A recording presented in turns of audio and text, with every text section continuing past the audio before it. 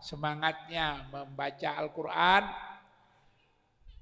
implikasinya itu keropak masjid meningkat. Jadi memang orang yang makin dekat sama Allah itu insya Allah makin membawa kemanfaatan. Mudah-mudahan dengan semuanya makin bersemangat, mudah-mudahan masjid ini makin makmur, mudah-mudahan masjid ini makin bermanfaat untuk lingkungan, mengemban misi rahmatan lil alamin. Amin ya rabbal alamin. Amin ya rabbal alamin. Baik, teknologi sudah siap? Termasuk bahan presentasi Ustaz Syukron sudah siap? Sudah siap? Alhamdulillah, marilah kita mulai kajian pemuda ini dengan membacakan basmalah. Bismillahirrahmanirrahim. Selanjutnya kesempatan ini kita serahkan kepada Pak Syukron Mahmud untuk menyampaikan kajian pemuda sampai 7:4. Fadhal Ustaz. Bismillahirrahmanirrahim. Assalamualaikum warahmatullahi wabarakatuh. Mari kita awali kajian kita dengan baca al-basmalah. Bismillahirrahmanirrahim. Bismillah, alhamdulillah, salatu wassalamu ala rasulillah Nabiyina Muhammad bin Abdillah. La hawla wa la quwata illa billah, amma ba'du. Rabbi syrah li sadri wa yassir li amri wahlul 'uqdatam min lisani yafqahu qawli. Rabbana arinal haqqa haqqan warzuqna ittiba'ah wa arinal batila batila warzuqna ijtinabah. Qala Allah Ta'ala fi ayatil karim, a'udzu billahi minasyaitonir rajim, innani anallah la ilaha illa ana fa'budni. Al-ayah, sadaqallahul azim wa sadaqa rasul karim, walhamdulillahi rabbil alamin. Yang saya hormati Ustaz Thoriq sebagai sesepuh, Pak Syahrial dan juga semuanya keluarga besar dari Masjid Al-Amanah yang mudah-mudahan senantiasa diberkahi, dirahmati oleh Allah Subhanahu wa taala. Disyukur kepada Allah Subhanahu wa taala yang senantiasa mencurahkan nikmat, inayah, hidayah kepada kita semua, sehingga pada pagi hari ini kita kembali bermuajahah dalam rangka kajian yang insyaallah kajian pemuda, sebagaimana permintaan kemarin bahwa kita akan melanjutkan kajian kita karena masih di hari tasyrik ya, kalau yang lebarannya hari Kamis, atau masih di Zulhijjah. Kita masih melanjutkan kajian kita terkait dengan sosok Nabiullah Ibrahim alaihissalam. Namun hal ini akan lebih fokus kepada sosok Ibrahim sebagai Abu Tauhid ya. Jadi saya kemarin menjelaskan bahwa Nabi Ibrahim ini kan memiliki paling tidak ada 5 julukan ya. 5 julukan bagi Nabiullah Ibrahim alaihissalam.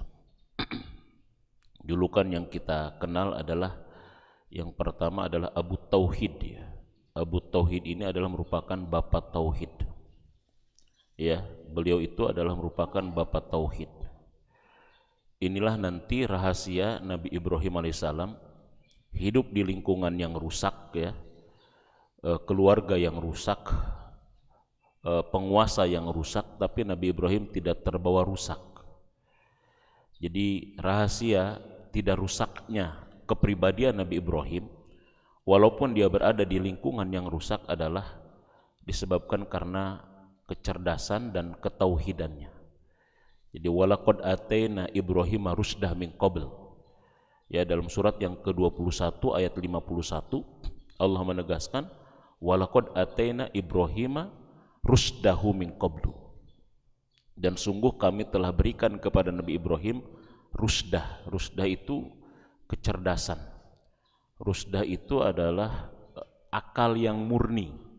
Ada juga yang mengatakan rusdah itu adalah hidayah, tauhid. Ya, min qabl, sebelum Nabi Ibrahim diangkat menjadi nabi. Jadi ini pentingnya ya. Ini pentingnya pemuda-pemuda ini kan sekarang kan bi'ah kita adalah bi'ah yang kurang bagus. Jadi bagaimana bi'ah yang kurang bagus, selingkungan yang kurang bagus, kita tetap berbaur tapi tidak luntur, tetap berbaur tapi tidak lebur. Ini yang akan kita bahas. Nah, namun pada kesempatan kajian ini saya ingin membahas khusus terkait dengan konsep tauhid ini. Ya, tauhid ini yang pertama adalah mengenal Tuhan. Makanya materi kita adalah the power of ma'rifatullah. The power of ma'rifatullah. Bagaimana power kita mengenal Tuhan. Bagaimana dengan kita mengenal Tuhan ini, mengenal Allah ini, kita punya power yang sangat dahsyat, punya power yang sangat luar biasa. Karena itu yang terjadi bagi para nabi. Kenapa mereka tahan uji gitu, tahan banting, ujian mereka begitu dahsyat ya dibandingkan ujian-ujian manusia pada umumnya, karena mereka memiliki the power of ma'rifatullah. Mereka itu mengenal Tuhannya dengan luar biasa. Nah, ini materi kita yang akan kita bahas untuk pemuda ini. Karena saya berpikir kayaknya kajian pemuda ini, karena kita ini begini, menyelesaikan masalah ini harus dari akarnya. Jadi saya ketika ngaji ya, ketika ngisi sebuah materi di sekolah Islam ya, untuk guru-guru, jadi guru-guru sekolah Islam di Depok itu, semua guru itu mengeluarkan tentang tantangan dan problem generasi muda gitu.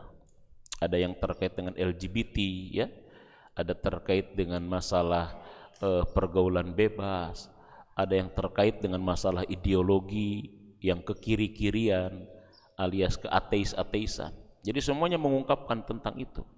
Ada seorang ustadz bertanya ke saya, "Ustadz, gimana caranya setiap ada masalah ini diselesaikan, ada masalah baru, ada masalah baru. Ada enggak cara lain bagaimana kita menyelesaikan supaya nanti tidak muncul masalah baru?" Kata saya, biasanya kita itu menyelesaikan masalah itu dari atasnya, bukan dari akarnya. Karena kalau misalkan dari atasnya ya nanti akan di sini ya seperti halnya maaf gitu loh ya. Ilmu kedokteran kan kadang-kadang ketika ada orang punya penyakit ini, dihajar dengan obat ini muncul penyakit yang lain kadang. Dihajar lagi muncul penyakit yang lain. Sehingga muncullah tibun nabawi dengan obat herbal misalkan.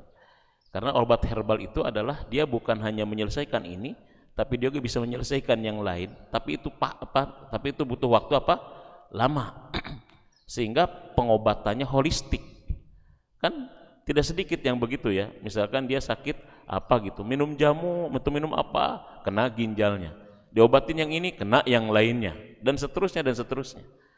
Padahal kan kalau misalkan dicari tentang apa titik masalahnya, kan itu harusnya kan didiagnosa itu titiknya apa, akarnya apa, sehingga bisa semua. Nah, maka pengobatan herbal ini kan sekarang menjadi pengobatan alternatif. Jadi sama sebetulnya. Masalah remaja ini kan banyak sekali ya, terkait LGBT, pergaulan bebas ya, tidak mau berbakti ke orang tua, melawan ke orang tua, durhaka ya, kemudian masalah-masalah ideologi. Nah, masalahnya apa sebetulnya? Masalahnya apa? Kalau saya kan bahasa saya kan gini, semua penyakit ini kan gara-gara kuman, Pak. Ya, gara-gara kuman. Sama, semua penyakit-penyakit sosial remaja itu juga masalahnya kuman, kurang iman. Itu kan masalahnya, betul. Betul enggak? Kudis, kurang disiplin karena kuman, kurang iman. Kurap, kurang rapih karena kuman, kurang iman. Jadi masalah apapun sebetulnya terkait dengan masalah-masalah kemasyarakatan, penyakit masyarakat, akarnya itu adalah karena masalah apa? Kuman, kurang iman. Nah, bicara tentang masalah iman ini, kita bicara tentang Tuhan, ma'rifatullah. Ya, jadi sama masalah-masalah korupsi apa, ma'rifatullah, tidak mengenal tentang Tuhannya. Ya, tidak mengenal tentang siapa Tuhan kita. Nah, jadi ini sebetulnya kehebatan, keluar biasaan daripada Nabiullah Ibrahim alaihissalam. Walaqad atayna Ibrahim rusdah. Dan sungguh kami telah berikan kepada Nabi Ibrahim rusdah, kecerdasan, hidayah, bimbingan min qabl, sebelum menjadi nabi. Nah, ini pemuda dan pemudi dan hadirin jamaah yang dirahmati oleh Allah. Oke. Nah, ini enggak usah ya. Oke ya. Nah, enaknya kita sebetulnya sebagai umat Islam ini, kalau ada teman saya itu bilang begini, umat Islam ini enak, sudah mengenal Tuhan, Tuhannya sudah ada sebelum alam ini ada. Tapi kalau agama lain baru ada setelah alam ini ada. Tuhannya ya. Kalau Tuhannya umat Islam ada sebelum alam ini ada. Bahkan ada sebelum kata ada itu ada.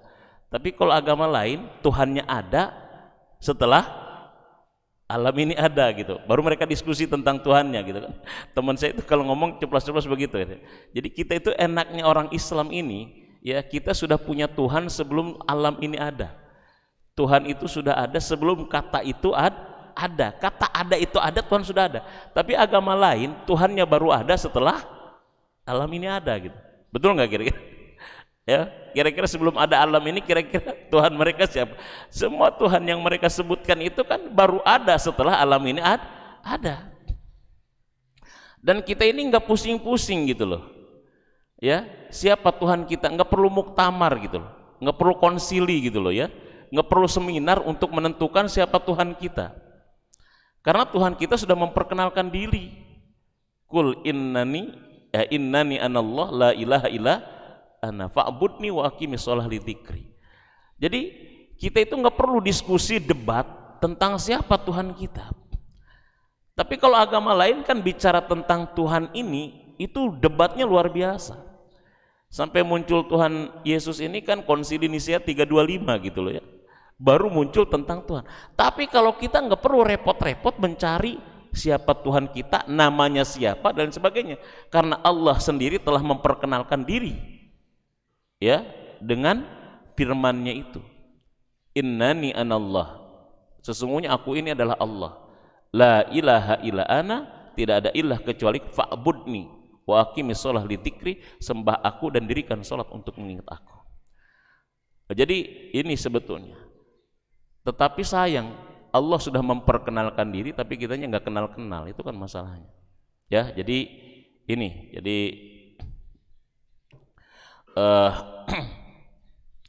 jadi ma'rifat itu dari kata arofa, teman-teman. Makanya ada bahasa tak kenal maka tak sayang maka tak cinta ya. Jadi jangan kita kenapa tidak cinta Tuhan, tidak cinta Allah, jangan-jangan kita nggak kenal. Karena dengan kenal kita cinta. Dengan cinta kita yakin nanti, dengan yakin kita khauf nanti, ya. Jadi kenal, cinta, yakin, ya. Jadi dan dekat kita. Jadi dengan kenal kita bisa jadi dekat, dengan dekat kita bisa jadi yakin, dan cinta muncul nanti. Jadi begitu. Jadi kenapa kita kurang yakin kepada Allah? Bisa jadi karena kita kurang kenal. Karena berawal dari kenal muncul kedekatan. Kemudian dari dekat muncul keyakinan. Kalau sudah muncul keyakinan, disinilah akan lahir power. Karena orang-orang yang punya power itu karena berasal dari keyakinan. Ya, kenapa orang kuat tidak makan dan minum selama 12 jam? Ya, karena dia punya keyakinan kalau puasa ini adalah merupakan perintah Allah. Jadi power itu muncul karena keyakinan, dan ini yang dikhawatirkan Rasul terjadi kepada umatku itu dua hal. Akhafu ala ummati, ada dua hal yang paling ditakutkan Rasul terjadi kepada umatnya. Apa itu? Tulul amal wa diful yakin, panjang angan-angan, ngayal, dan lemah keyakinan. Jadi kalau lemah keyakinan ini ada di dalam diri seorang pemuda, waduh kacau. Nah, bagaimana memunculkan yakin? Harus dekat. Bagaimana memunculkan kedekatan? Harus melalui pengenalan. Jadi kenal dulu. Makanya di sini ma'rifatullah itu artinya apa? Ma'rifatullah itu sebagai upaya manusia mengenal Allah, ya, lebih jauh sehingga bisa meningkatkan keimanan dan ketakwaan kita kepada Allah Subhanahu wa taala. Kayak ini ma'rifatullah. Ya. Kita langsung saja karena waktunya tidak panjang. Ya, jadi bagaimana cara kita mengenal Allah? Apa sih urgensinya? Pentingnya kita mengenal siapa? Mengenal Allah. Ini the power of ma'rifatullah. Apa urgensinya? Pertama, mengenal Allah itu adalah merupakan kewajiban dan kebutuhan fitrah sebagai manusia ya. Itu mengenal Allah itu begitu. Pertama sebagai kewajiban dan kebutuhan fitrah manusia. Ini surat yang ke-7 ayat 172. Itu jelas ya, yang sudah kita hafal. Jadi semua manusia itu sebetulnya pasti akan mencari tentang siapa Tuhannya. Dan itu kebutuhan fitrah. Karena kebutuhan fitrah manusia adalah kebutuhan tentang ketuhanan. Wa id akhadha rabbuka min bani adam min zuhurihim, ya, min zuhurihim dzurriyyatihim wa ashhadahum ala anfusihim alastu bi rabbikum qalu bala syahidna. Itu Al-A'raf ya, Al-A'raf surat 7 ayat 172. Nah, jadi kalau begitu Ustadz, berarti tidak ada satupun manusia yang tidak bertuhan. Enggak ada satupun manusia yang tidak bertuhan di muka bumi ini. Enggak ada yang tidak bertuhan. Fir'aun yang mengaku dirinya Tuhan, ketika dia akan ditenggelamkan oleh Allah, ketika dia mau ditenggelamkan oleh di Laut Merah, Fir'aun mengakui tentang adanya Tuhan. Amantu bi Rabbi Musa wa Harun. Aku beriman kepada Tuhannya Musa dan Tuhannya Harun. Lenin yang katanya tokoh ateis, tokoh anti Tuhan, ketika dia mau mati, dicatat oleh asistennya itu apa? Dia menyatakan, oh my God, oh Tuhan. Malik bin Nabi, seorang pakar sejarah dalam Islam yang meneliti tentang kehidupan manusia, dia menyimpulkan manusia pernah mengalami tidak adanya aktivitas ekonomi, tidak ada aktivitas politik, tidak ada aktivitas yang lain, tapi tidak pernah ada satupun kehidupan manusia yang kosong dari aktivitas ketuhanan, aktivitas ibadah, penyembahan. Enggak ada. Itu Malik bin Nabi mengkaji sampai seperti itu. Jadi sebetulnya enggak ada manusia yang tidak bertuhan. Semua manusia bertuhan. Tuhan dalam bahasa Arab itu kan ilah. Alaha yalihu ilahun. Ilah itu artinya sesuatu yang diagungkan. Sesuatu yang diagungkan. Sesuatu yang didewakan. Ada nggak manusia yang tidak memiliki sesuatu yang diagungkan? Ada nggak? Ada nggak manusia yang tidak memiliki sesuatu yang didewakan? Ada nggak kira-kira? Nggak ada. Ateis yang diagungkan apa kira-kira? Ateis katanya kan tidak teis Tuhan, artinya tidak bertuhan. Saya tanya, ateis itu yang diagungkannya apa kira-kira? Orang ateis itu yang diagungkannya apa? Hah? Akalnya. Berarti kalau begitu Tuhannya apa? Akalnya. Orang materialis yang diagungkannya apanya kira-kira? Hartanya, dunianya. Berarti Tuhannya apa? Makanya orang itu rela dia kadang-kadang mengorbankan apapun untuk dunia. Berarti dunia itu Tuhannya. Orang kan menjual dirinya untuk dunia. Artinya dunianya berarti apanya? Tuhannya. Jadi nggak ada manusia tidak. Jadi Tuhan itu sesuatu yang diagungkan, didewakan, disembah. Dan semua manusia memiliki sesuatu yang diidolakan, yang diagungkan, yang disembah, yang didewakan. Semua. Jadi nggak ada, dan ini fitrah gitu. Dan ini fitrah. Tapi semua yang didewakan selain daripada Allah itu kan semu.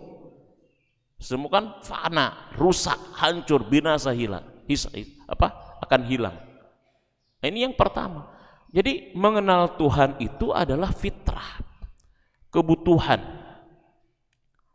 Wa id akhadha rabbuka min bani adam min duhurihim dzurriyyatihim wa ashhadahum ala anfusihim alastu bi rabbikum qalu bala. Dan ini kita sudah komitmen, sudah kita bikin janji dengan Allah.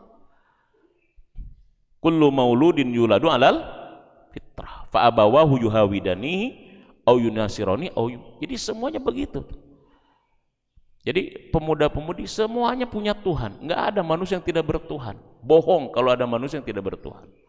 Ateis tidak bertuhan. Cuma persepsi Tuhan setiap manusia berbeda. Nah, Tuhan dalam pandangan kita itulah Allah. Nah, nanti kita akan bahas ya bagaimana cara membuktikan kalau Tuhan itu adalah Allah gitu. Ya, jadi begitu. Nah, yang kedua bahwa seseorang yang mengetahui dan mengenal Tuhannya, dia akan tahu tentang tujuan hidupnya. Ya, jadi kenapa banyak orang bingung, kenapa banyak orang bimbang, padahal fasilitas hidup itu ada gitu. Jadi gini, ketika Allah menciptakan manusia, Allah memberikan dua modal kepada manusia.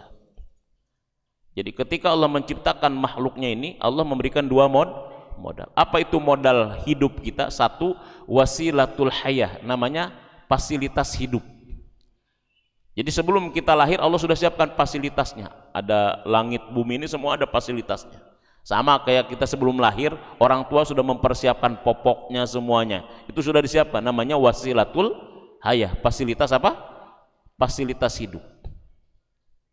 Modal yang kedua namanya manhajul hayah, pedoman hidup, pegangan hidup. Apa yang pertama? Fasilitas wasilatul hayah. Yang kedua apa? Pedoman hidup, pegangan hidup. Ini kadang-kadang sekarang kita fasilitas dengan pedoman, itu fasilitasnya lebih, pedomannya kurang. Teknologinya canggih, imannya masih rendah. Jadi begitu nanti teknologi lebih hebat daripada iman, nah inilah yang menyebabkan teknologi itu jadi masalah. Anak-anak orang kaya kan begitu biasanya. Fasilitas hidupnya banyak, fasilitas hidupnya cukup, tapi pedoman hidupnya makanya nyasar dia. Duit banyak, mobil ada, bensin penuh terus, tampang keren, iman kagak ada, ya ngaco. Karena iman ini, pedoman hidup ini kan penting. Jadi silahkan saja, makanya kalau begitu silahkan nak, kamu mau beli handphone yang berapa, yang canggih, tapi canggihkan dulu iman kamu, pedomannya juga canggihkan juga. Kalau misalkan ternyata teknologinya canggih, pedomannya canggih, itulah yang akan jadi seimbang, on the track dia hidupnya. Tapi sekarang kan enggak, fasilitasnya canggih, imannya kagak canggih gitu loh. Yang ada akhirnya apa? Ngaco. Ini kan yang terjadi. Kenapa Barat itu dengan teknologinya bisa menyebabkan mereka dengan teknologinya banyak menentang Allah? Kenapa Barat dengan teknologinya kadang-kadang menentang agama? Karena teknologi mereka tidak dibarengi dengan pedoman hidup. Fasilitas hidupnya tidak dibarengi dengan pedoman hidupnya. Kan ilmu kedokteran itu Pak, kalau enggak dibarengi dengan agama, pedoman hidup, muncul tentang cloning. Kan begitu. Muncul tentang bank sperma, muncul tentang apa sekarang itu, cloning, bank sperma, bahkan eutanasia gitu ya, aborsi. Ilmu kedokteran ini kan semakin canggih luar biasa, tapi ketika teknologi, sains, ilmu kedokteran semakin canggih, tapi pedomannya kurang, agamanya nggak dilibatkan, sekuler, dan justru menentang Tuhan, bukan ilmu itu mendekatkan kepada Tuhan. Jadi sains yang canggih tidak dibarengi dengan pedoman hidup yang canggih, iman yang canggih, agama yang luar biasa, ini yang ada adalah akan jadi sekuler, bahkan menjadi penentang Allah, bukan mendekatkan diri kepada Allah. Jadi orang yang mengenal Allah, dia tahu tentang tujuan hidup. Jadi kenapa banyak orang kaya, jabatannya tinggi, duitnya banyak, ya, fasilitasnya semuanya ada, tapi hidupnya risau, galau, dan lain sebagainya, karena tidak tahu tujuan hidup. Nggak tahu tujuan hidup. Makanya ada tulisan ya, kalau dalam pelajaran namanya psikologi agama itu, hidup kaum muslimin yang di usia pensiun dengan hidup orang barat yang bukan muslim ya, yang kafir di usia pensiun, itu tingkat ketenangannya itu jauh lebih tinggi orang Islam dibandingkan orang barat. Kenapa? Begini ya, tolong dikoreksi. Konon orang itu kan kalau sudah tua, ini salah satunya kan semuanya kan berkurang, termasuk berkurangnya itu adalah berkurang tidurnya. Biasanya dia kalau malam apa? Bangun terus. Jam 2 bangun, jam setengah 3 bangun. Ini orang-orang yang tidak beragama, ketika dia dibangunkan jam 2, jam setengah 3 bangun, mereka itu karena tidak tahu pedoman hidup, mereka itu bingung mau ngapain di jam segitu, itu mau ngapain. ya, mau ke diskotik, mau dugem, udah nggak ada yang ngelirik, orang udah tua kayaknya gitu loh. Mau ngapain? Nyetel TV, bosen. Nonton film, bosen. Karena mereka tidak punya pedoman hidup dan tidak tahu tentang tujuan hidup. Jadi ketika mereka dibangunkan di malam hari, mereka bingung mau ngapain. Ketika sudah tidak ada pekerjaan dan karena tidak produktif, mereka bingung mau ngapain. Tapi saya tanya, kalau orang beriman, orang Islam, dibangunkan 2:30, dibangunkan ngapain kira-kira Pak? Ada aktivitas nggak kira-kira? Wudu, tahajud, baca Quran, zikir, ibadah, merenung. Ada jelas gitu loh. Ketika umat Islam dibangunkan di jam segitu, jelas mau ngapainnya. Tapi ketika mereka yang tidak beriman dibangunkan jam seperti itu, bingung mau ngapain. Bingung mau ngapain. Sehingga ketenangan orang-orang yang beriman di usia-usia seperti itu dibandingkan orang-orang yang tidak beriman di usia seperti itu jauh lebih tinggi tingkat ketenangannya dibandingkan mereka.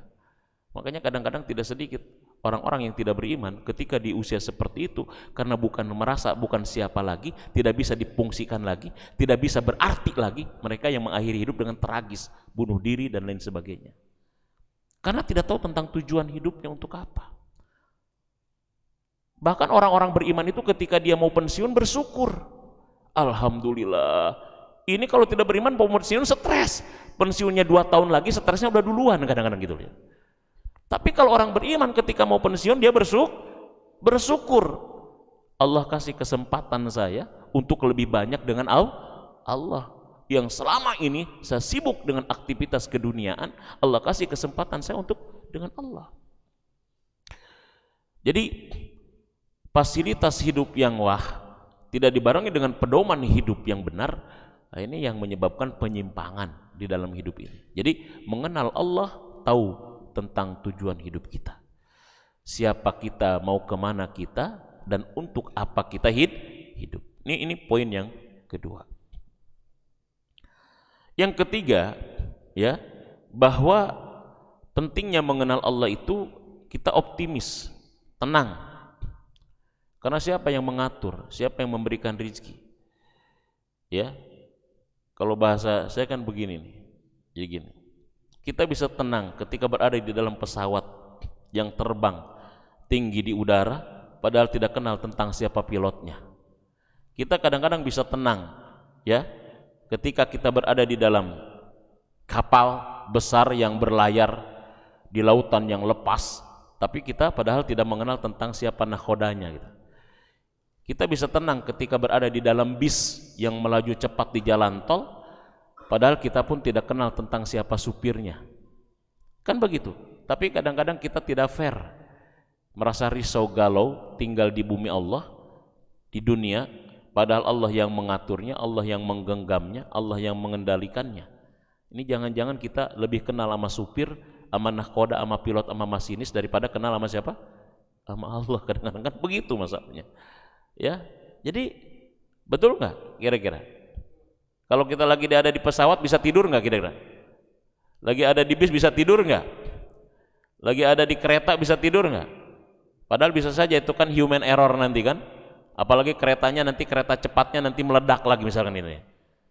Tapi kenapa kita ketika di bumi Allah, yang mengaturnya Allah, yang menggenggamnya Allah, ya, semuanya berada dalam genggaman, kenapa kita tidak? Jangan-jangan kita tidak mengenal Allahnya gitu. Siapa penggenggam ini? Siapa yang mengatur ini? Ya, risau dengan masa depan, ya kan? Padahal masa depan itu nggak jelas. Udah nikmatin aja masa kini. Ada orang yang saking takutnya dengan masa depan sampai jadi orang pelit. Ya, pelit, koret, meregehese gitu loh pokoknya.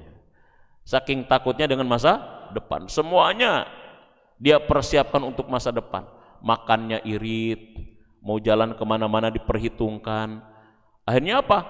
Duit banyak nggak bisa dinikmati. Ujung-ujungnya masa depannya belum nyampe, dianya udah mati duluan gitu. Jadi mengenal Allah itu supaya kita optimis. Wa ma min dabatin fil ardi illa 'alallah rizquha. Tidaklah satu pun makhluk melata di muka bumi melainkan semuanya dijamin oleh siapa? Oleh Allah. Jangan sampai kita kalah dengan semutnya Nabi Sulaiman. Ya, ini ada buku baru ya, temuan baru gitu. Ya, bahwa ternyata Nabi Sulaiman ketemu dengan semut itu katanya di Sumatera katanya. Sumatera itu ada semut raya katanya. Ya, semut raya, samudra, Sumatera dari semut raya, semut raya. Semut raya itu adalah kerajaan semut. Ya, dan disitulah Nabi Sulaiman ketika bertemu dengan semut. Makanya disebutnya semut Sumatera. Tadinya dari semut raya jadi Sumatera. Nah, ini penemuan katanya. Siapa yang nulisnya itu? Bukunya itu? Saya lupa tuh. Kerajaan semut. Jadi Nabi Sulaiman itu berjalan sampai ke Sumatera. Nah, Sumatera itulah tempat semut raya. Nah, jadi apa di situ? Nabi Sulaiman bertemu dengan semut yang diabadikan dalam surat An-Naml, surat semut. Pas ketika Nabi Sulaiman dengan pasukannya mau datang ke situ, ya, rajanya semut, pimpinan semut mengatakan, ya ayuhan namal, wahai para semut, udkhulu masakinakum la yahtimannakum Sulaiman wa junudi. Masuk kalian ke rumah-rumah kalian, ada Sulaiman dan bala tentaranya mau datang. Masuk, jangan sampai kalian diinjak oleh Sulaiman. Semuanya masuk, sampai semuanya masuk ke dalam rumahnya, semuanya sudah mengamankan dirinya. Sulaiman tersenyum dari kejauhan. Pas ketika tersenyum, semut kaget. Ternyata Sulaiman mampu memahami bahasa mereka. Kemudian Sulaiman jongkok dan bertanyalah kepada semut. Ngobrollah Nabi Sulaiman dengan semut. Di antara obrolan itu adalah Nabi Sulaiman mengundang semut pimpinannya ini untuk datang ke istananya. Ya, sebagai bentuk apresiasi bahwa semut telah menghormati Nabi Sulaiman. Dibawa. Kemudian obrolan itu diantaranya apa? Kata Nabi Sulaiman, hei semut, sebagai bentuk apresiasi aku kepadamu dan engkau telah menghormati aku, berapa rizki yang Allah berikan kepadamu yang kamu makan dalam 1 tahun? Kata semut, aku menghabiskan rizki Allah 1 tahun itu sekitar 1 butir gandum. Kata Nabi Sulaiman, mulai nanti tahun depan, ya, dan selanjutnya aku yang akan menanggung tentang rizkimu. Dibawa semut itu, dimasukin di botol di istana. Dimasukinlah 1 butir gandum oleh Nabi Sulaiman. 1 tahun kemudian Nabi Sulaiman mau masukin gandum lagi, ditengok. Ternyata gandumnya masih ada sepotong, masih ada setengahnya. Nabi Sulaiman kaget. Kata Nabi Sulaiman, hei semut, bukankah di hutan kau bicara bahwa kau menghabiskan rizki Allah 1 butir gandum dalam 1 tahun? Kata semut, iya. Terus kenapa sekarang kau sisakan? Aku mau masih lagi nih 1 lagi. Kata semut, ketika yang menjamin rizkiku adalah Tuhanku Allah, aku habiskan saja, karena aku yakin Tuhanku tidak mungkin lalai dan lupa. Tapi begitu ketika yang menanggung rizkiku adalah engkau Sulaiman, aku sisakan setengahnya, aku makan setengahnya, karena aku khawatir engkau nanti lupa. Karena walaupun kau kaya, kau manusia, bisa saja kau lupa, bisa saja kau lalai. Tapi ketika yang menjamin rizkiku adalah Tuhanku, aku habiskan saja, karena aku yakin Tuhanku tidak akan mungkin lupa terhadap rizkiku. Jangan kalah sama semut. Makanya kalau otak semut bagus, tapi kalau otak udang jangan, gitu kan? Sampai ada anekdot kenapa semut itu kalau ketemu gitu kan, suka apa? Saling menyapa. Kenapa kira-kira semut kalau ketemu begitu? Ya, anekdotnya ada yang mengatakan, udah ngopi belum gitu. Ya, jadi ada temannya ketemu, udah ngopi belum gitu. Belum, saya juga belum, cari kopi gitu kan, gitu ya. Jadi apa namanya? Jadi begitu. Jangan sampai kita kalah dengan keyakinan semut. Jadi begitu ketika yang menjamin rizkinya adalah Allah, dihabiskan. 1 butir dihabis. Tapi begitu yang menjamin rizkinya adalah Sulaiman, walaupun dia raja dan hebat, semut sisakan stoknya. Kaget di situ Nabi Sulaiman. Apa kata semut? Ketika yang menjamin rizkiku adalah engkau, aku sisakan stok. Khawatir tahun depan kau lupa, aku masih punya stok. Jadi keyakinan semut sampai begitu. Makanya diabadikan An-Naml, semut itu dalam Al-Quran. Surat An-Naml, surat yang ke-27 itu, terkait dengan masalah semut. Nah, jadi orang yang mengenal Tuhannya pasti apa? Hidupnya harusnya apa? Optimis dan tenang gitu. Ya. Nah, terus yang selanjutnya adalah bahwa orang yang mengenal Allah, the power of ma'rifatullah ini, dia hidupnya on the track. Dia hidupnya on the track, lurus. Kenapa dia lurus, adik-adik? Karena dia merasa diawasi Allah. Karena dia merasa dikontrol Allah. Ini kan masalahnya, problematika kita saat ini. Ya, kenapa korupsinya di mana-mana? Karena banyak orang yang tidak mengenal Allah. Dia lebih percaya dengan CCTV manusia daripada CCTV-nya Allah. Dia lebih percaya dengan mandor daripada dengan malaikat. Padahal CCTV manusia bisa saja apa? Error. Orang CCTV jenderal aja bisa error kadang-kadang. Ya, sampai ketika mau diputar kagak ada, kemana ini rusak katanya TV. Apalagi CCTV kita. Tapi manusia ini kan sekarang begitu masalahnya. Kenapa kita itu menyimpang? Ya, sampai ada yang mengatakan boleh korupsi asal tidak ketahuan katanya gitu. Boleh korupsi asal tidak ketahuan. Manusia tidak tahu tapi Allah tahu. Coba perhatikan kita ketika masa kekhalifahan Umar bin Khattab. Umar bin Khattab itu dia salah satu khalifah yang suka belusukan sebelum dia tidur. Karena khalifah Rasul itu rata-rata begitu. Ya. Tapi ketika dia belusukan, dia melihat masih adanya rumah yang masih menyala. Rumah yang masih menyala ini, Umar melihat ini tandanya orangnya masih bangun, belum tidur. Dia datangi itu. Dia datangi, ternyata di dalamnya ada obrolan seorang anak perempuan dengan ibunya. Obrolan itu adalah mereka sedang menuangkan susu untuk dijual besoknya. Dalam obrolan itu si anak menuangkan susu, si ibunya ngomong, "Nak, campurilah susu itu dengan air. Karena sekarang susu agak susah. Kambing-kambing juga agak susah mengeluarkan susu, campurin saja." Kata anaknya, "Bu, Amirul Mukminin Umar bin Khattab melarang kita mencampuri susu dengan air." Kata ibunya, "Nah, ini kan malam. Amirul Mukminin tidak tahu kalau kita mencampuri itu." Terus kata anaknya, "Bu, memang Amirul Mukminin tidak tahu, tapi Tuhannya Amirul Mukminin tahu apa yang kita lakukan." Kata ibunya, "Oh iya ya." Umar di luar mendengarkan percakapan rakyatnya itu menangis bahagia. Karena ada anaknya yang dia bukan karena takut kepada dirinya, tapi ternyata rakyatnya itu takut kepada Tuhannya. Bisa saja Umar tidak bisa mengawasi, Umar tidak bisa mengontrol, tapi ketika menanamkan adanya Tuhan yang selalu mengawasi dan mengontrol, ini yang menyebabkan Umar bahagia. Sampai-sampai dia dalam sejarah memerintahkan kepada anaknya untuk menyelidiki siapa keluarga itu, dan kemudian Umar menikahkan anaknya dengan anak penjual susu itu. Dari situ lahir Umar bin Abdul Aziz. Itulah kejujuran bisa melahirkan kebaikan yang sangat luar biasa. Jadi begitu. Apa yang menyebabkan Bani Israel membangkang kepada Nabi Musa? Padahal argumentasi Nabi Musa begitu luar biasa, begitu dahsyat. Apa yang menyebabkan itu? Disebabkan karena Bani Israel tidak yakin terhadap yang gaib. Wa id qultum ya Musa lan nu'mina laka hatta narallaha jahratan. Jadi itu agar hidup kita on the track ya, agar hidup kita lurus benar, karena merasa dikontrol Allah, merasa dipantau Allah. Jadi itu yang harus ditanamkan, Bu, Pak, ya. Kita nggak bisa mengawasi anak kita 24 jam.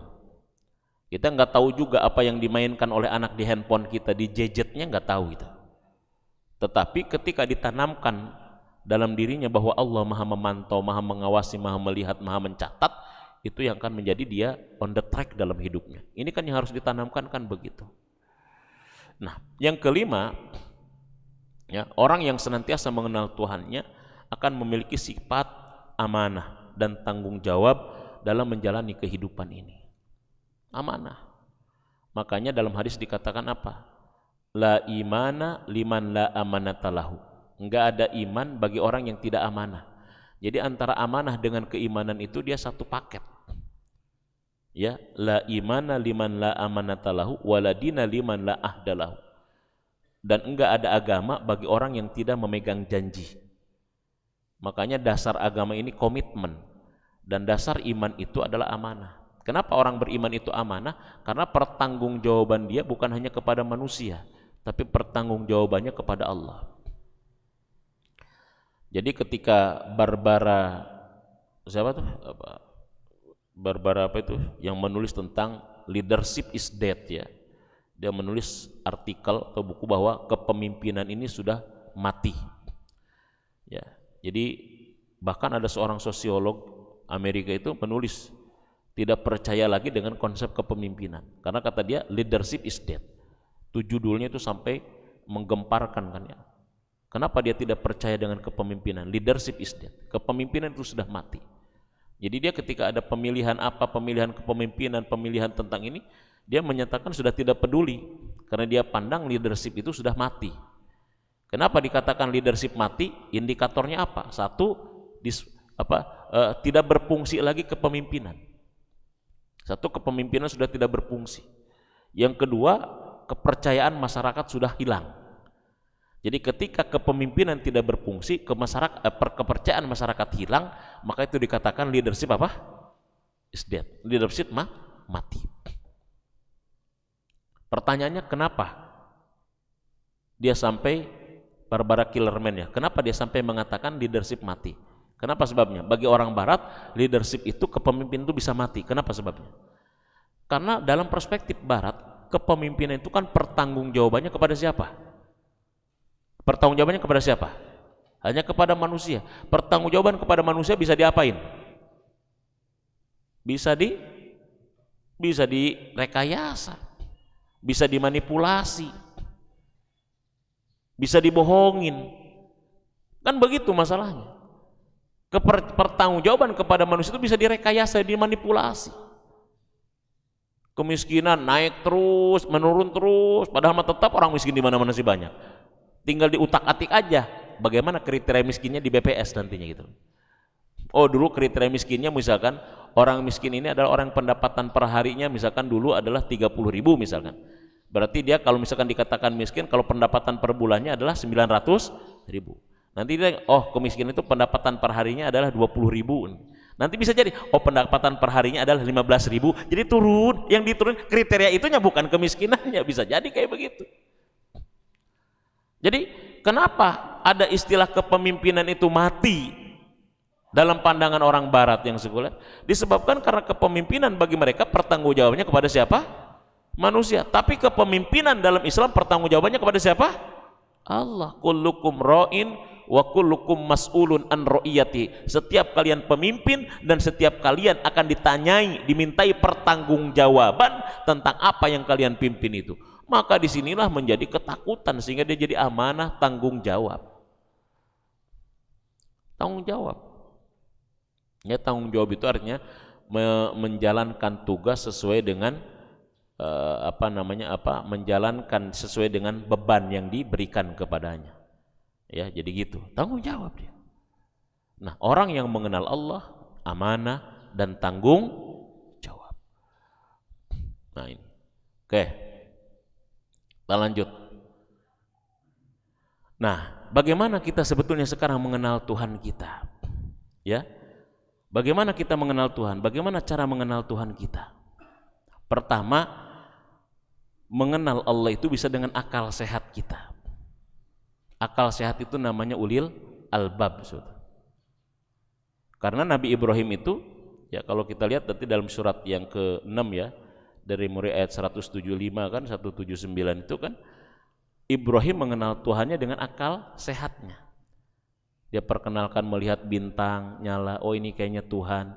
Bintang hilang muncul bulan, oh ini bulan hilang muncul matahari, oh ini dengan akal sehatnya. Kemudian dia menyimpulkan, aku tidak suka sama yang hilang.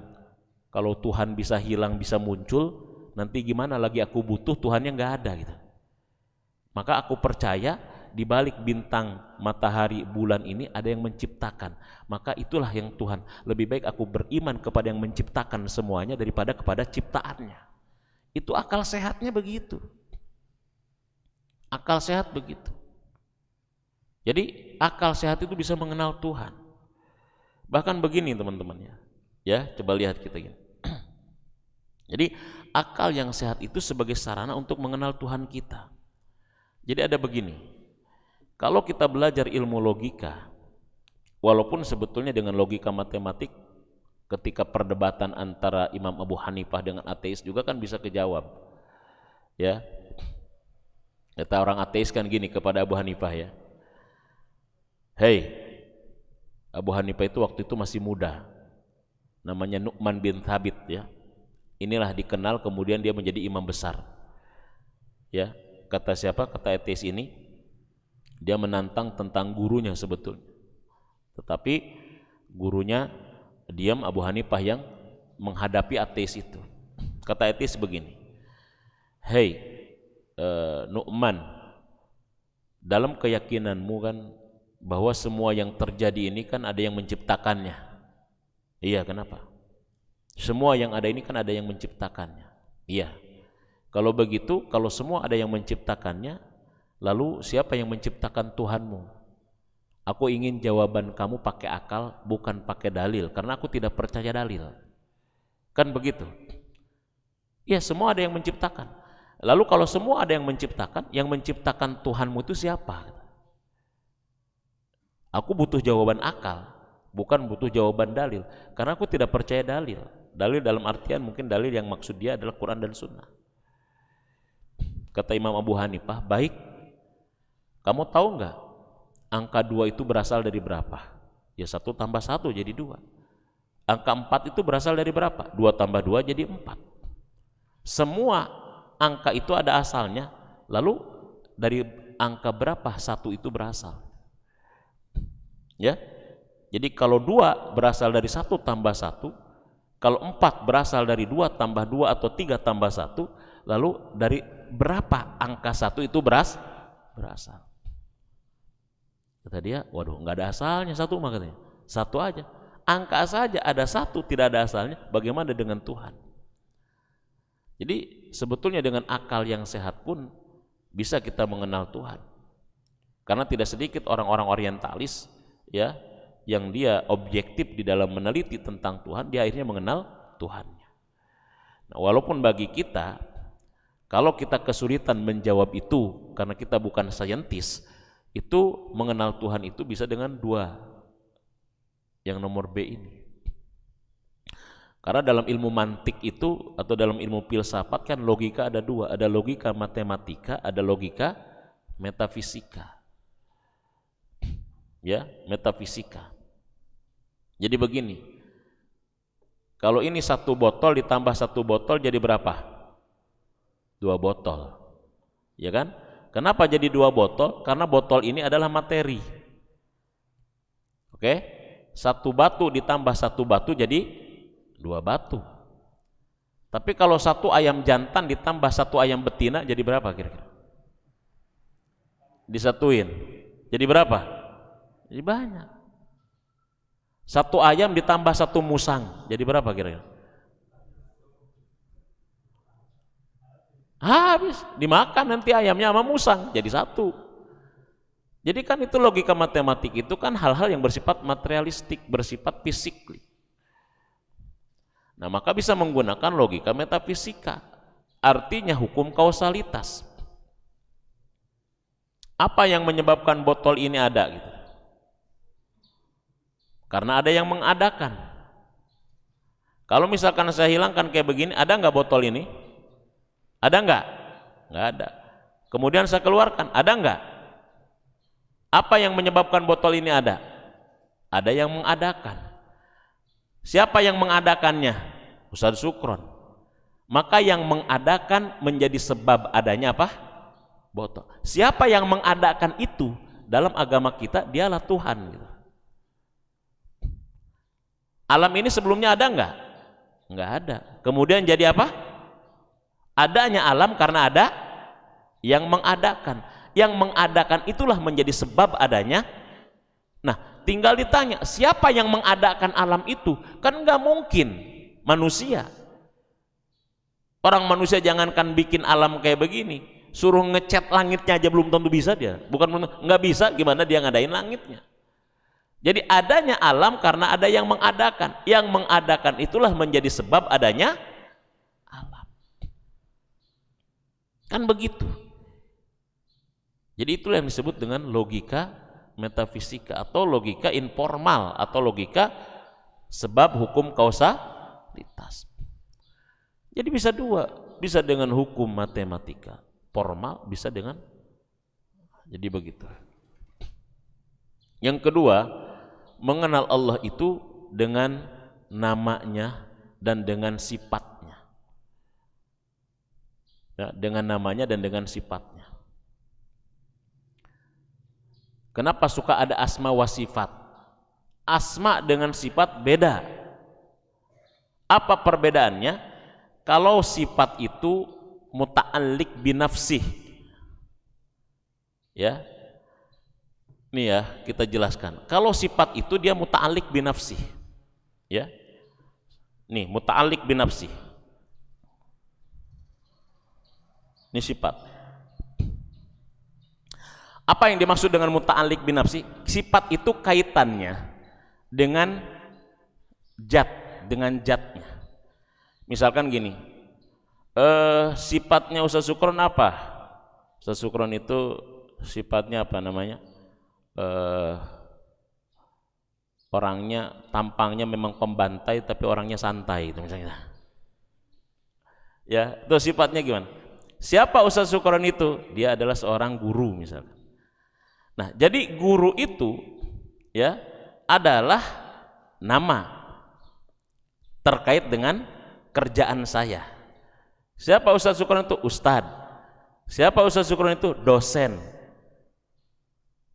Sifatnya bagaimana? Sifatnya santai, sifatnya baik. Ustaz Sukron yang santai itu sebagai dosen. Jadi kalau nama kaitannya dengan pekerjaan. Kalau sifat kaitannya dengan apa? Zatnya. Contoh, apa sifat Allah? Pertama adalah apa? Wujud. Allah yang wujud itu siapa? Yang maha penyayang, yang menciptakan, dan seterusnya. Itu namanya sifat. Maka kita harus yakin sifat pertama itu wujud. Apa arti wujud? Wujud ini ada dua. Ada wujud yang fisik, ada wujud yang metafisik. Tidak semua yang wujud itu harus bisa dilihat, bisa diraba. Jadi wujud itu tidak mesti harus berbentuk fisik. Contoh nih. Ada wujud yang metafisik tidak kelihatan. Kita ini kan kelihatan fisiknya, tapi yang menggerakkan fisik kita apa? Yang fisik kita bergerak apa? Yang menyebabkan kita sekarang bergerak hidup apa? Adanya jiwa, adanya ruh. Kelihatan nggak ruh itu? Kalau dicabut ruhnya, kira-kira fisiknya bergerak nggak? Artinya ruh itu wujud tapi metafisik.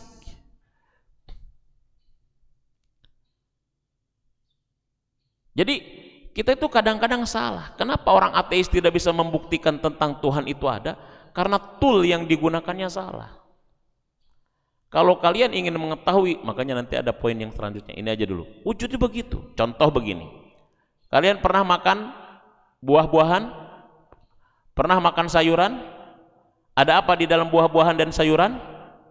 Ada vitamin. Saya tanya, pernah melihat bentuk vitaminnya? Pernah melihat bentuknya? Kerasa bentuk vitaminnya? Enggak. Wujudnya adalah buah-buahan.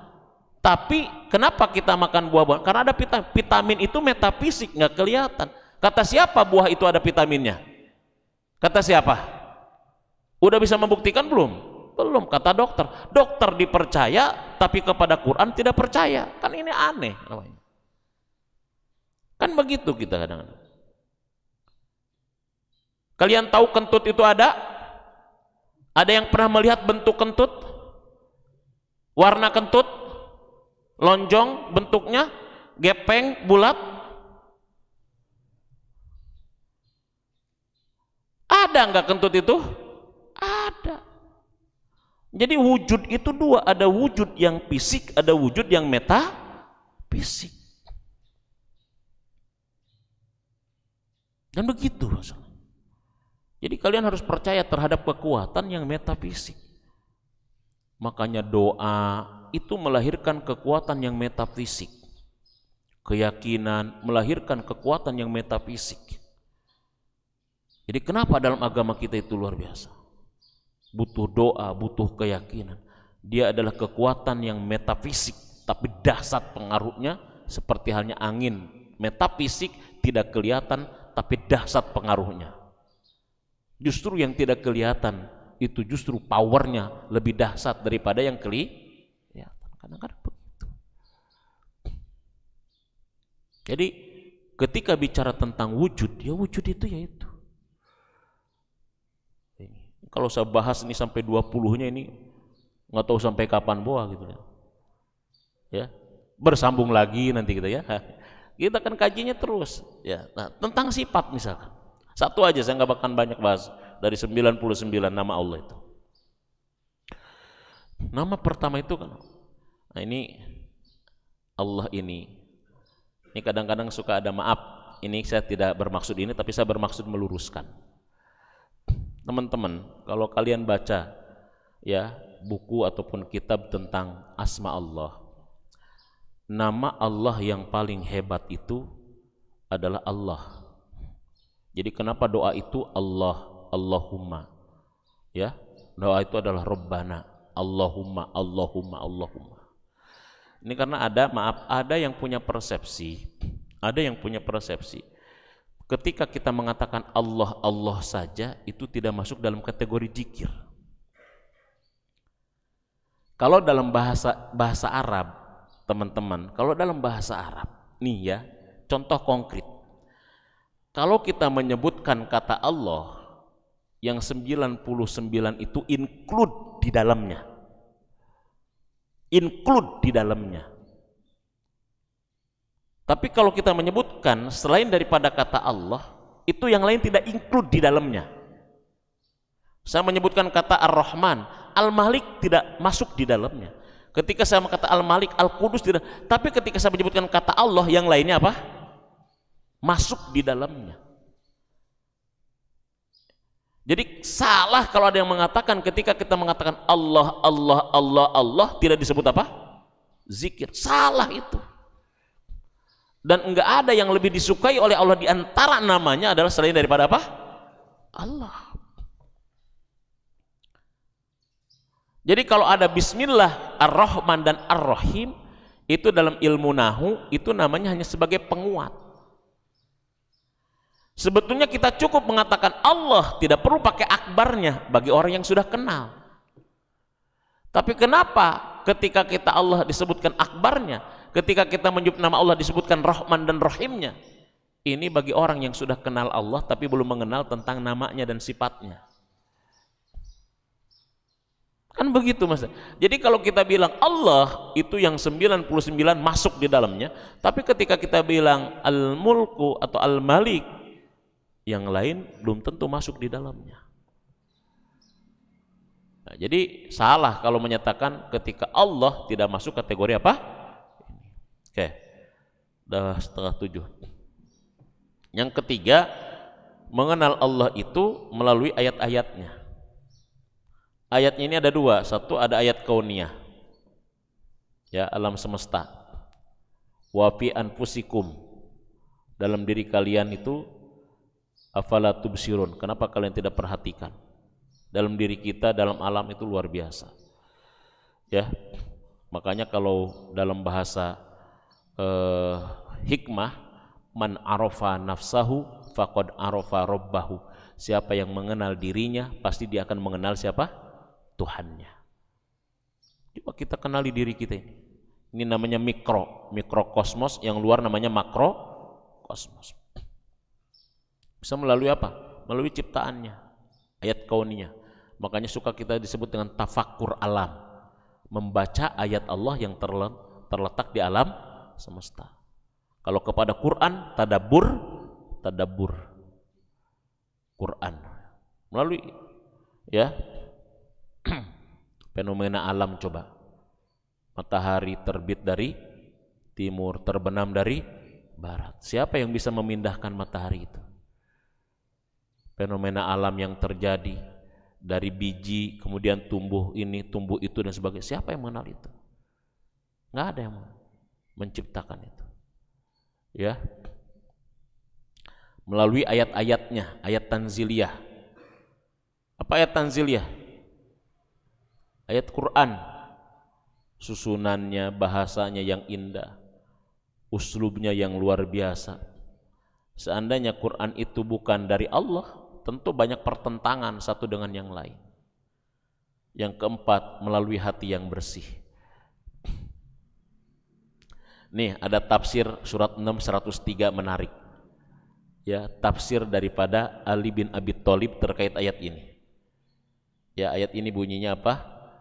La tudrikuhul absar wa huwa yudrikul absar wa huwal latiful khabir. Dia tidak dapat dicapai, dijangkau oleh penglihatan mata, sedangkan dia mencapai segala penglihatan. Ini ketika ayat ini ya disampaikan oleh Rasulullah, ada pendeta Yahudi. Pendeta Yahudi datang kepada Ali bin Abi Thalib. Kata pendeta Yahudi, wahai Ali, apakah engkau pernah melihat Tuhanmu? Pernah enggak kau melihat Tuhanmu? Kata Ali, aku tidak pernah melihat Tuhanku. Kata pendeta Yahudi, bagaimana mungkin kau menyembah sesuatu yang tidak pernah kau lihat? Menyembah Tuhan yang tidak pernah kau lihat. Apa jawaban Ali? Dia baca ayat ini. Dia baca. Kata Ali apa? La tudrikuhul absar wa huwa yudrikul absar. Apa kata Ali? La tudrikuhul absar, la yudrikuhul absar, walakin yudrikuhul basir. Jawaban Ali, dia memang tidak bisa dijangkau oleh pandangan mata fisik, tapi dia bisa dijangkau oleh pandangan mata hati. Begitu kata Ali. Jadi jawaban Ali, la yudrikuhul absar, walakin yudrikuhul basir. Dia Tuhanku tidak dijangkau oleh pandangan mata fisik, tapi dia bisa dijangkau oleh pandangan mata hati. Begitu kata. Nah, saya katakan tadi begini, kita ini kadang-kadang salah alat. Kalau kita ingin mengetahui tentang kondisi cuaca ini, tentang kondisi suhu di sini, alatnya apa kira-kira? Untuk mengetahui suhu ini alatnya apa? Temperatur. Bapak ingin mengetahui suhu udara pakai kompas, walaupun harga kompasnya 1 miliar, ketahuan gak kira-kira? Gak bakalan ketahuan. Tapi kalau ingin mengetahui tentang suhu, ya pakai temperatur, walaupun cuma 100.000 ketahuan. Sama kita itu, ingin mengetahui Tuhan, ingin membuktikan Tuhan, kadang-kadang tool yang digunakan salah. Tuhan tapi pakai mata fisik, Tuhan tapi pakai telinga, ingin mengetahui Tuhan tapi pakai akal, tapi ketahui Tuhan tapi pakai hati. Saya tanya, percaya nggak cinta itu ada Pak kira-kira? Percaya nggak cinta itu ada? Bentuknya kayak gimana? Begini, ini mas sarang heo ngaran lain cinta. Begini, enggak. Cinta itu ada, tapi yang mengetahui ini cinta atau bukan hati kita. Makanya perempuan itu yang hatinya sensitif bisa mengetahui mana bahasa suaminya yang gombal, mana bahasa suaminya yang beneran, tahu dia. Walaupun diucapkan dengan mulut yang sama, kata-katanya sama, tapi rasanya bisa beda. Perempuan hebatnya. Wah ini gombal kayak ini, udah bilang yayang-yayang, kayaknya ini ada maunya nih kayaknya. Itu. Jadi cinta itu ada, tapi untuk mengetahui cinta adalah hati. Sama kita, Tuhan itu. Jadi toolnya itu harus benar. Contoh nih, contoh konkret ini ada perempuan emak-emak. Ketika kita mau masak, mau bikin sambal, untuk mengetahui bahan sambal itu pakai apa?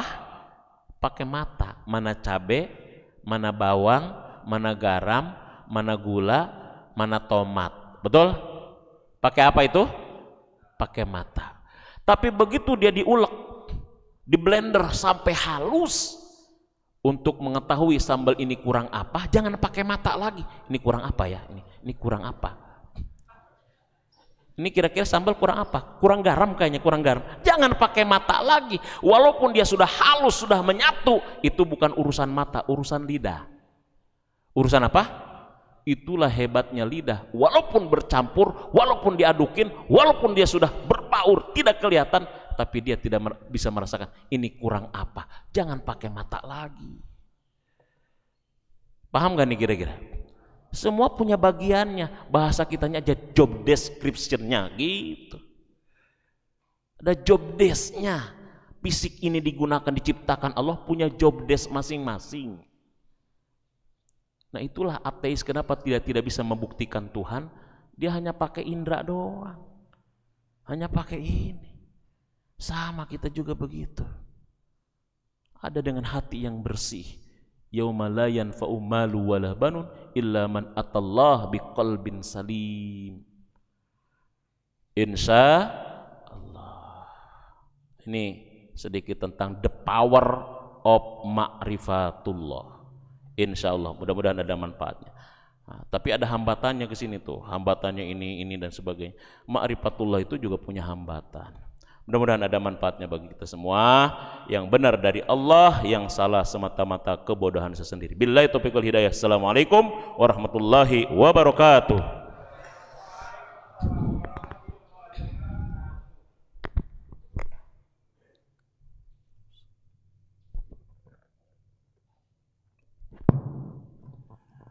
Alhamdulillahirabbil alamin. Kita sekarang waktunya 7 kurang 20. Jadi masih ada waktu kurang lebih untuk kuesioner ya. Pertama terima kasih dulu pada Ustaz Sukron Ma'mun yang telah menyampaikan materi ma'rifatullah.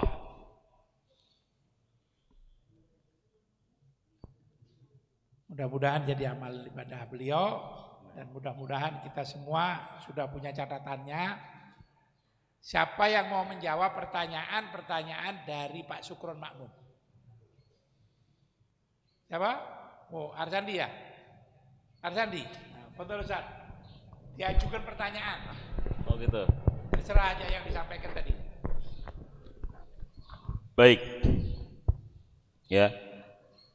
Kira-kira masalah remaja yang faktor yang menyebabkan munculnya masalah remaja itu LGBT, pergaulan bebas, ideologi yang menyimpang. Kira-kira masalah utamanya apa kira-kira? Apa masalah utama yang menyebabkan terjadinya penyimpangan? Kira-kira apa? Tidak meyakini adanya Tuhan. Siap. Tidak meyakini adanya Tuhan. Tidak mengenal Allah dan tidak mengenal meyakini adanya Tuhan. Luar biasa. Alhamdulillah. Gus, berdiri Gus, berdiri Gus. Siapa lagi? Satu lagi pertanyaan dari Akhwat. Ada yang sanggup?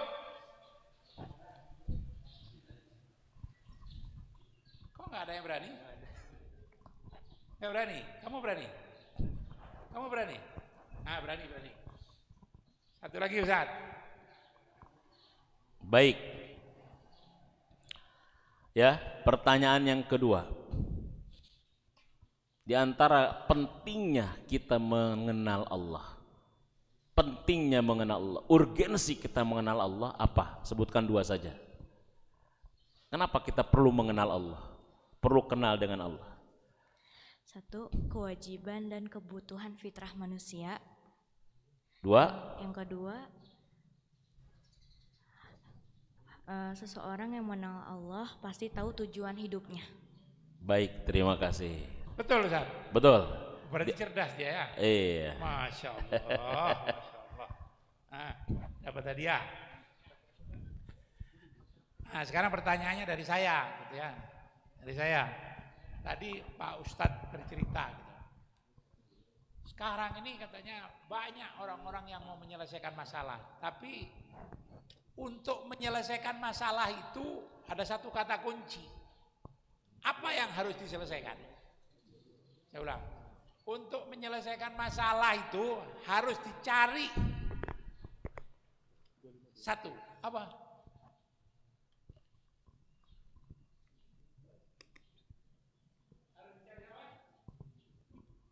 Harus selesai dengan akarnya. Iya, harus dicari akarnya, betul Ustaz. Iya. Apa akarnya? Kuman. Apa kuman? Kurang iman. Tadi ada kuman, kurang iman. Ada kudis, Kurang disiplin. kurang disiplin. Satu lagi kurap, Kurang rapih. kurang rapi. Ya. Jadi kalau gitu kita jangan sampai kekurangan itu ya semuanya. Tadi Ustaz menjelaskan ma'rifatullah itu berasal dari kata apa dan artinya apa. Ayo. Oh, berani kamu ya. Berasal dari kata apa, artinya apa. Nggak usah buka buku. Ayo. Bismillah. Ma'rifatullah berasal dari kata a'rafah yang berarti mengenal.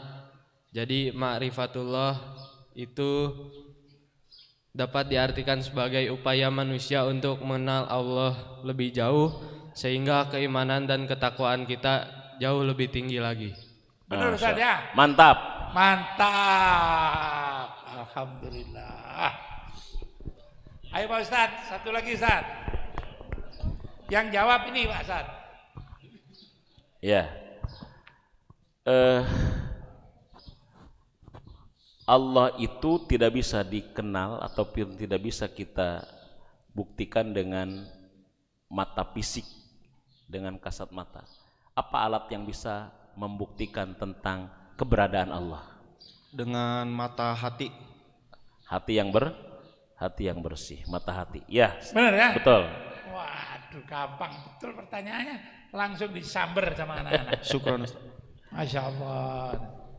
Siapa yang bisa bercerita dialognya Nabi Sulaiman dengan semut? Oh, dialognya Nabi Sulaiman dengan semut. Bismillahirrahmanirrahim. Sebelumnya perkenalkan, nama saya Iman Suhaimi dari Asyidikiyah Jakarta. Masya Allah. Sedang silaturahmi ke sini. Luar biasa. Ketika zaman dulu itu Nabi Sulaiman bertemu dengan semut, langsung saja ke inti ceritanya. Berdialog kepada semut terkait apresiasi Nabi Sulaiman kepada semut. Sehingga semut itu diundang ke istana dan ditanya, makanan apa yang kamu habiskan selama 1 tahun, atau seberapa banyak rezeki Allah yang kamu makan? Semut menjawab, saya hanya memakan 1 biji gandum selama 1 tahun. Oh, kalau begitu untuk kedepannya saya yang akan menanggungnya. Akhirnya semut itu dimasukkan ke dalam botol dan dikasihkan 1 butir gandum. Nah, ketika sudah 1 tahun, ternyata gandum tersebut tidak habis, hanya sebagiannya saja, hanya separuhnya saja. Kemudian Nabi Sulaiman bertanya, kemarin-kemarin engkau mengatakan bahwa engkau menghabiskan 1 butir gandum, tapi kenapa tidak dihabiskan sampai 1 butir gandum, hanya separuhnya saja?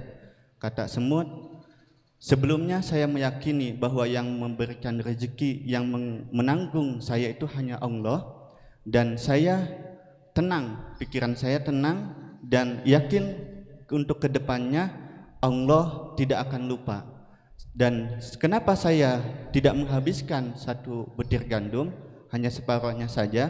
Ini sebagai untuk jaga-jaga apabila engkau atau takutnya engkau nanti lupa, sehingga saya sisakan atau setengahnya atau separuhnya gandum itu sendiri. Itu mungkin. Terima kasih. Luar biasa, Masya Allah. Ini rezekinya, kalau tidak mau nanti masukkan keropak. Nah, siapa lagi yang mau bercerita dialognya Abu Hanifah dengan ahli matematik?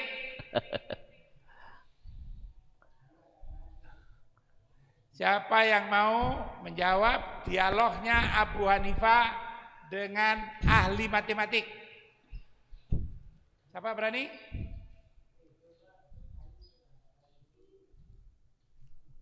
Loh, kok nggak ada yang berani? Atau tunggu ditunjuk? Kan tadi sudah diterangkan, betul nggak sama Pak Ustadz?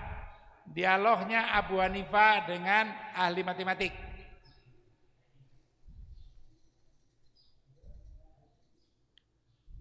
Satu, dua. Kamu jangan nunjuk-nunjuk, Gus. Kamu berani nggak? Nah, kalau berani ayo. Kenapa nunjuk-nunjuk? Raffi, berani nggak Raffi? Hah? Nggak berani? Noval? Loh, di belakang? Kamu biasanya berani. Kok sekarang nggak berani? Ayo, nggak berani? Waduh. Apa? Waduh, ganti pertanyaan. Tadi Pak Ustadz Syukron Makmun bercerita tentang Asmaul Husna. Betul nggak? Asmaul Husna itu ada berapa? Ada 99. Tapi ada satu lagi yang namanya apa? Allah. Ya. Apa bedanya antara Allah dengan yang 99 itu? Ayo. Apa bedanya Allah dengan yang 99 itu? Loh, ibu ini berani lagi rupanya ibu ini.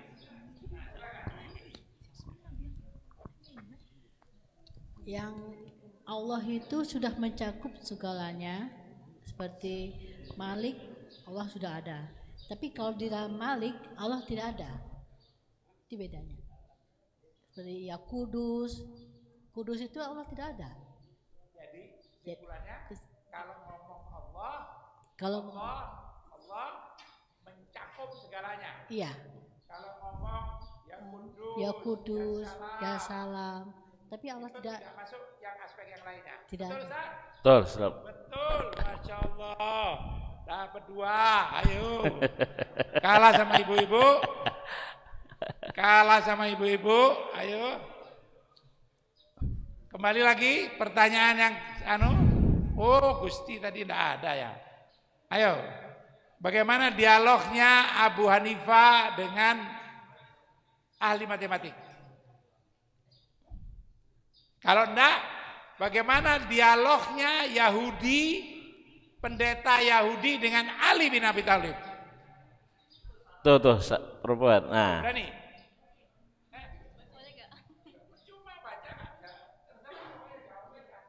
Jawab aja improvisasi, nggak usah bahasa improvisasi.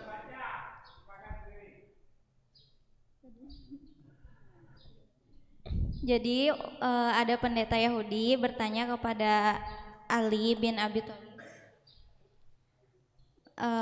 pernahkah kamu melihat Tuhanmu? Kata pendeta Yahudi. Terus Ali menjawab, kata Ali, tidak pernah. Kemudian pendeta itu menanyakan lagi, lalu kenapa kamu menyembah sesuatu yang tidak terlihat? Kemudian Ali menjawab, dia tidak bisa dijangkau dengan mata fisik, akan tetapi dia bisa dijangkau dengan mata hati. Betul.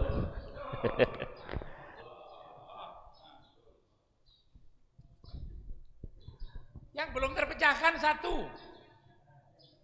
Dialog antara Abu Hanifah dengan ahli matematik. Wah, Ustaz Taufik. Ustaz Taufik.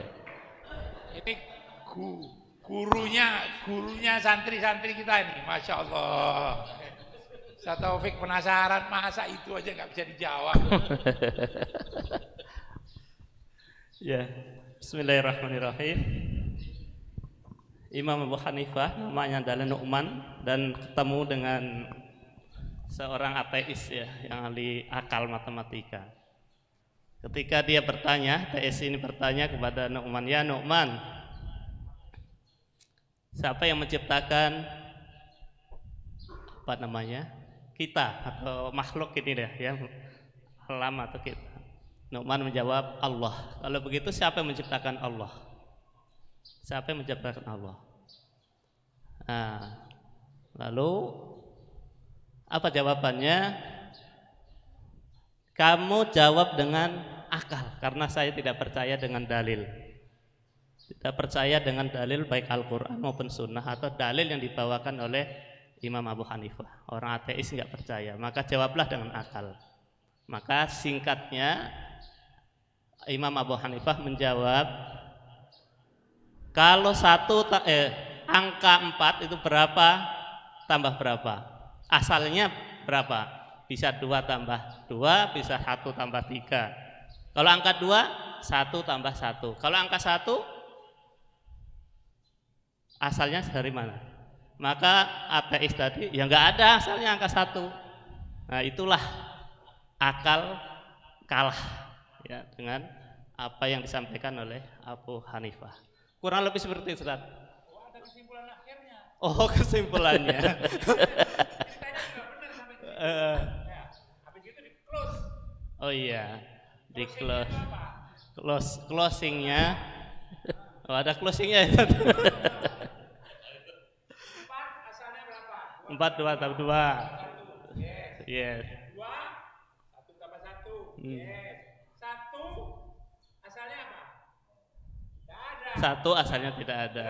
Disitulah akhirnya Abu Hanifah memberi penjelasan. Akhirnya Abu Hanifah memberikan penjelasan kepada si ahli matematika ateis dia. Apa ya?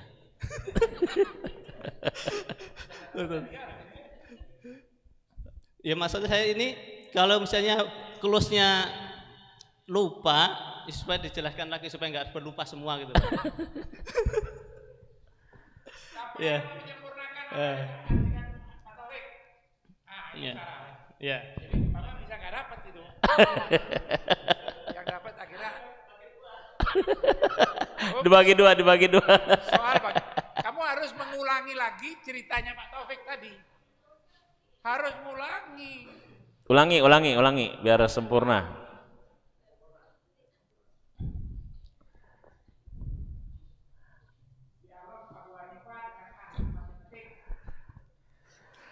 Jadi ahli matematik bertanya kepada Abu Hanifah, siapakah yang menciptakan alam semesta ini? Kemudian Abu Hanifah menjawab, yang menciptakan adalah Allah. Kemudian bertanya lagi, lalu siapa yang menciptakan Allah? Terus ahli matematiknya meminta untuk Abu Hanifah menjawab dengan akal, bukan dengan dalil ataupun sunnah. Kemudian dijawab 1 tambah 1 kan sama dengan 2, 2 tambah 2 sama dengan 4. Hasil dari 2 itu kan asalnya 1 tambah 1. Kalau hasil dari 4, 2 tambah 2. Terus kalau misalnya angka 1 dari mana asalnya? Kata ahli matematiknya. Terus dijawab sama Abu Hanifah, kalau angka 1 saja tidak ada asalnya, bagaimana dengan Allah? Gitu. Udah. Cukup ya. Cuma 1 aja. Kalau angka 1 saja ternyata tidak ada asalnya, ya, tidak ada asalnya kan katanya dibilang. Jadi kalau kamu mau mempersoalkan bagaimana Allah ini katanya dibilang, tidak usah dipertanyakan soal asalnya itu. Bahkan Allah itu ada sebelum yang lainnya ada. Betul ya? Soal dibagi dua atau endaknya itu urusan Sarah ya. Tenang aja. Ada kompromi di belakang nantinya itu. Ada kompromi di belakang. Aduh. Tadi awal-awal pertama kali Pak Ustadz Sukron Makmun ngomong gitu. Sekarang kira-kira kajian pemuda ini tentang Nabi Ibrahim. Nabi Ibrahim itu paling tidak ada 5 julukan yang sangat terkenal. Tadi sama beliau cuma disebutkan 1. Tapi sebenarnya waktu khutbah Idul Adha beliau menyebutkan lagi 3. Bilang gini, paling tidak ada 5. Kalau aslinya ada 9. Paling tidak ada 5. Hari ini beliau menyebutkan 1. Tapi Nabi Ibrahim itu punya julukan lain selain 1 itu. Waktu Idul Adha beliau ceramah, diterangkan 3 julukannya. Nah, sekarang saya cuma minta 2 saja julukannya. Sama? Ayo boleh. Mantap. Number 1 Bapak Tauhid. Ya. Ya, artinya keesaan Allah tuh Tauhid. Jadi mengenal. Mau diambil dulu. Oh ya, Bapak Tauhid. Oke, 2. Nomor 2. 2-nya Bapak segala nabi. Siapa? Bapak Nabi, Bapak Ya. para Nabi. Bapak segala Namanya nabi. itu gelarnya apa? Abu Ambiya. Abu Ambiyah. Abul Anbiya, bapaknya para Itu nabi. namanya bapak daripada segala nabi. Bapak dari segala nabi. Semua Benar. nabi itu bapaknya adalah Nabi Ibrahim. Betul. Setuju? Setuju. Dapat hadiah tambahan kalau bisa tambah 1 lagi. Oke. Dia adalah Satu lagi. Itu lagi bingung. Oh. Bingung. Nggak keluar. Oke, terima kasih. Kamu ngangkat tangan harus nyebut 2. Harus nyebut 2 di luar yang tadi. Abu Tauhid enggak boleh, Abu Ambiya enggak boleh. Harus ada nyebut lagi 2. Boleh sebut semuanya, Pak? Apa? Semuanya. Mau nyebut semuanya 5? Ya. Boleh. 1. Yang pertama ada Ulul Asmi, berikutnya Bapak Tauhid, Siap. Bapak para Nabi, Bapak para tamu, dan Khailullah. Masya Luar Allah. biasa ya. Mantap. Mantap. Masya Allah. Alhamdulillahirrabbilalamin. Berarti persis ini jam 7 Ustaz. Kita sepakat tadi kira-kira waktunya sampai jam 7. Karena berikutnya Pak Ustadz Fahru Rozi mau mempresentasikan. Jadi anak-anak pemuda ini, kalau saya hitung saat ini itu ada berapa pemudanya? 1, 2, 3, 4, 5, 6, 7, 8, 9, 10, 11, 12, 13, 14, 15. Laki-lakinya 15. 1, 2, 3, 4, 5, 6, 7, 8, 9, 10, 11, 12, 13, 14. Jadi jumlahnya 29. Biasanya itu 40. Pak Taufik, kenapa kok berkurang? Oh, masih pulang kampung. Jadi masih ada yang liburan Idul Adha. Anak-anak ini dengan sistem online harus melaporkan kemajuan membaca Al-Qur'annya kayak apa. Jadi kalau dia katakanlah saya hari ini minggu yang lalu misalkan juz 3. Maka di minggu ini juz berapa dia? Misalkan dia ngomong saya juz 4. Berarti tambah 1. Ada yang ngomong saya juz 5. Berarti tambahnya sudah 4 gitu ya. Saya tidak berubah. Tidak ada penambahan. Jadi kalau ada penambahan kelihatan warnanya. Tapi kalau tidak ada penambahan warnanya hitam. Jadi supaya hatinya perlu dicuci. Demikian juga sholat. Kalau sholat berjamaah warnanya hijau. Kalau ternyata sholatnya sendirian di rumah pakai daster, nah gitu ya. itu warnanya merah. Kalau tidak sholat, warnanya hitam. Jangan coba-coba berbuat begini. Sudah tidak sholat, terus dia ngelaporin sholat. Maka dosanya 2. Satu, dosa berbohongnya, ngerti ya? Berbohongnya tidak sholat, itu. Yang kedua, dosanya dosa kepada Allah. Jadi double dosanya. Nah, makanya anak-anak ini kita harapkan jangan pernah berbohong. Kalau tidak sholat, katakan aja tidak sholat. Kalau sholat, katakan aja sholat. Kalau sholat di rumah, sholat katakanlah di asrama, katakan seperti itu. Sehingga kita bisa merekod. Apa manfaatnya dari recording ini? Mudah-mudahan akhir tahun Desember ini atau awal tahun nanti, insya Allah yang terbaik berangkat umroh. Masya Allah. Amin ya Allah. Mudah-mudahan ada salah satu di antara mereka ini yang dimudahkan oleh Allah untuk bisa menunaikan ibadah umroh karena semangatnya, disiplinnya untuk beribadah kepada Allah. Itulah yang kita dorong kepada anak muda ini sehingga diperlukan pada hari Minggu ini khusus yang namanya kajian pemuda.